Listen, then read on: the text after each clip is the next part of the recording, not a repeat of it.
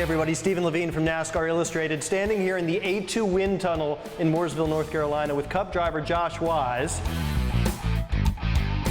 We're getting ready to throw the bike in here in the A2 wind tunnel and do some testing and see if we can't get some performance gains for some training I've been doing. Did that start just as sort of a fitness regimen to help you in your driving career, or how did that come about? It just started with me just wanting to be as fit as I can in the race car and not worry about fatiguing in the race car. And I started off cycling about 3 years ago.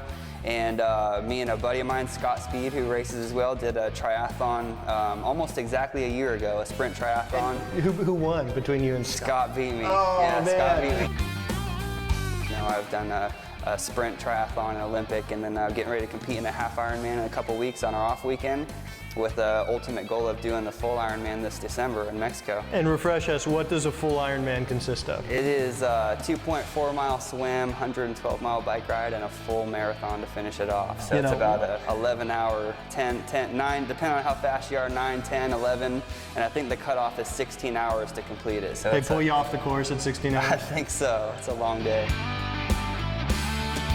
Triathlons are dependent on human propulsion, whereas motorsports are dependent on mechanical propulsion. So does that mean that there's a little bit more pressure on you when you're competing in a triathlon than maybe when you're behind the wheel of a car? There is. There's no excuse, right? If you don't do as good as you wanted to do, then there's not really many. There's not a crew chief you can blame it on, or the guys back at the shop or something like that, or a motor blowing up. I mean, you're it. So it's how much you want to put into it and how hard you're willing to work at it.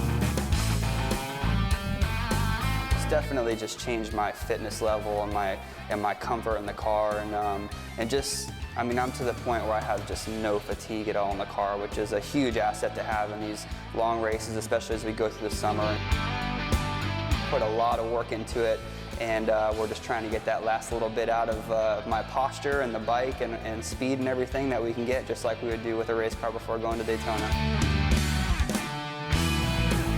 2 weeks after Homestead is the full Ironman in Cozumel, Mexico, and that'll finish my year off.